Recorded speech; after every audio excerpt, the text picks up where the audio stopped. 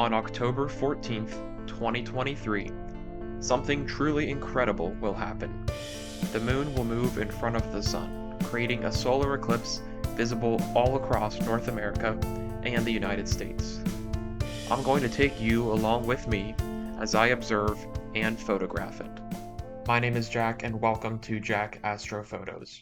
Let's take a moment to talk about the different types of solar eclipses for those who might not be familiar. The moon isn't always the same distance away from us here on Earth. This means it can appear larger or smaller at different times. So when a solar eclipse happens, the moon perfectly aligns with the sun. Now, depending on how large the moon appears in the sky, two different types of eclipses can happen. During a total solar eclipse, the moon is large enough to completely block out the sun. This causes the sky to darken and the sun's outer atmosphere, or corona, to be revealed. An annular solar eclipse happens when the moon isn't quite large enough to completely cover up the sun, leaving a little bit of the sun still exposed. This is called a ring of fire effect. And during an annular solar eclipse, the sky doesn't darken to any significant degree. Now, both of these eclipses will be coming to North America and the United States within the next few months. A total solar eclipse will be happening on April 8th of 2024. And this video is about the annular solar eclipse of October 14th, 2023. Now, in order to experience either the darkness of a total solar eclipse or the ring of fire effect of an annular solar eclipse, you need to be in a certain spot on Earth. This is called the path of totality. For the April 8th total eclipse, I will be traveling inside that path of totality. But for this October annular eclipse, I'll be outside of that path. Because I'm outside the path of totality from my location here in Pennsylvania, I'll be experiencing a partial solar eclipse. The moon will not be perfectly aligned with the sun, and from my location, the sun will be about 30% covered by the moon at the peak of the eclipse. Even though I won't be in the path of totality for this eclipse, and won't be experiencing that famous ring of fire effect, a partial solar eclipse is still a really cool event to observe and photograph. Now, if you've seen any of my astro images before, then you know I like doing what's called planetary photography. And for this, I use my powerful Celestron C8 telescope and my ZWO planetary camera. This telescope and camera combination works great for small, bright objects in the night sky, like Jupiter, Saturn, Venus, Mars, or even the International Space Station. This is because it gives me a really small and narrow field of view, which works great for these types of objects. But what happens if I want to image something much bigger, like the moon?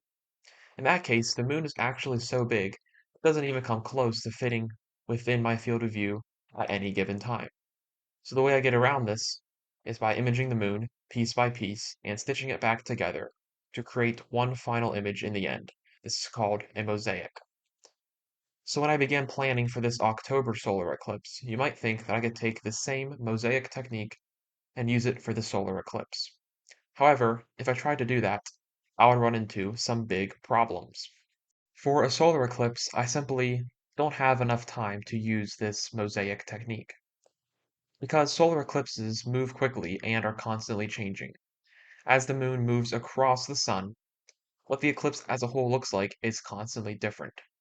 And so if I image it piece by piece and try to stitch it back together, the final image just wouldn't look right. I learned this lesson the hard way when I tried to image a lunar eclipse back in 2022. As I mentioned, my field of view is just too small to fit the entirety of the moon in the frame at once. So my only option was to try to make a mosaic. And the final image looked like this. This picture is the combination of about 50 smaller images, taken over the course of about 20 minutes. And during those 20 minutes, the eclipse was changing. Each one of my smaller images was taken at a different point during the eclipse.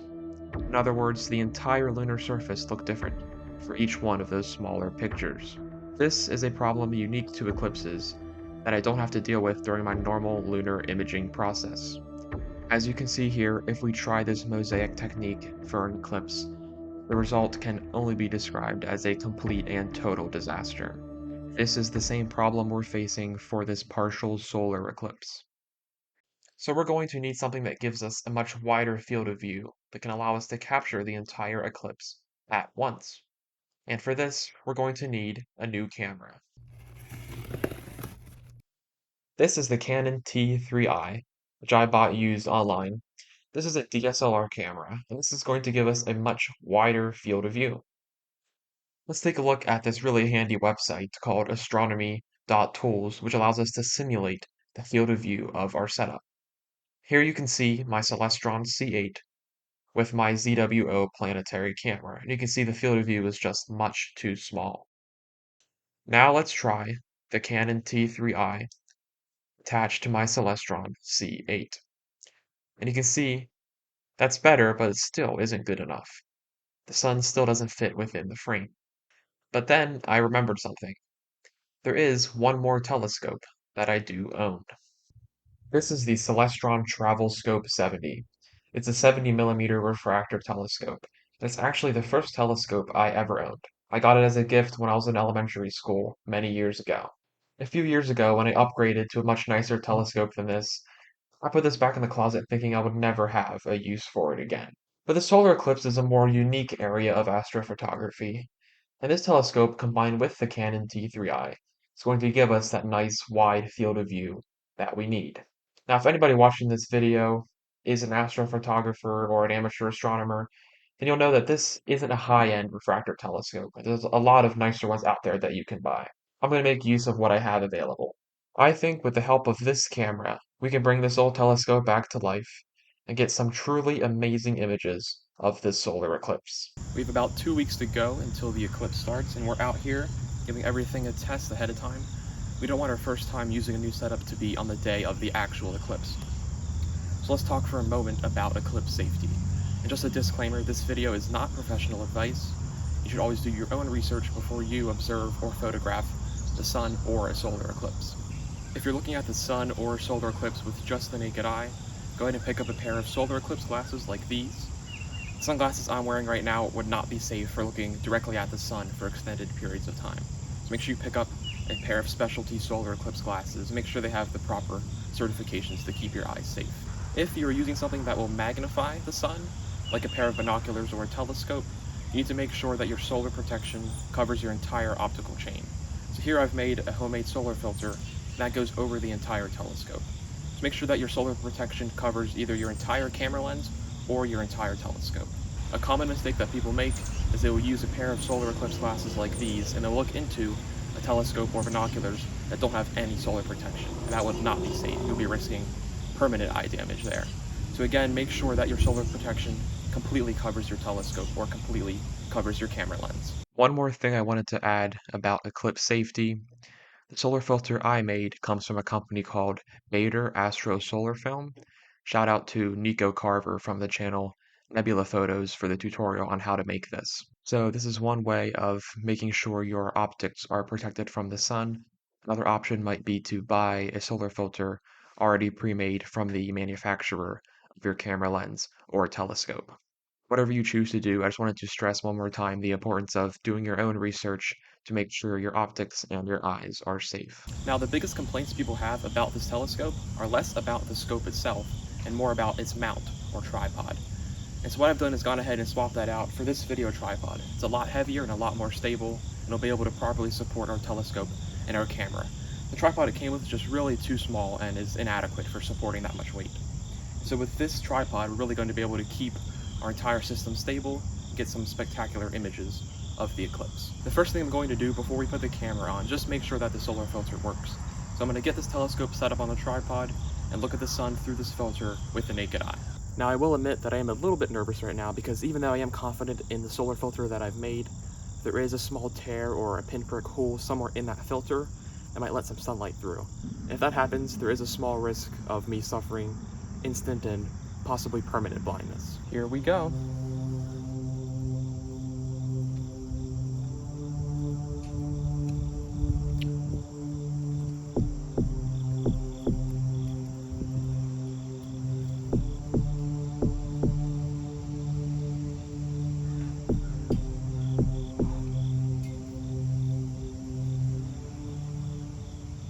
There we we go. We are in focus on the sun, and that is just absolutely amazing. I can see several sunspots on the surface of the sun.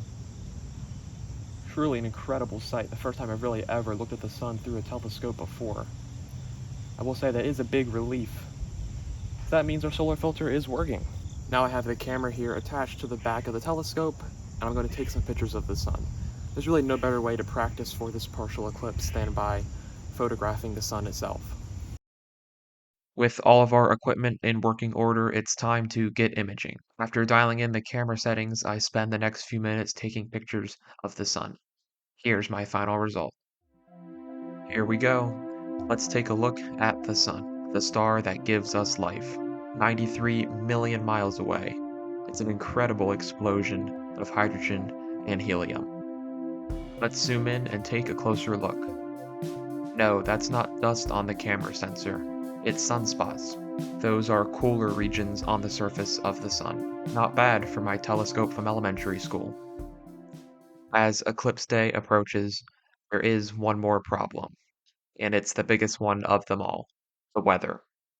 Let's just say the forecast isn't looking good. Good morning. It is eclipse day. Unfortunately, there are clouds and rain in the forecast all day. Not what we were hoping for. We're still going to travel to our shooting location, and we're going to be ready to go and hope for a break in the clouds at some point during the eclipse.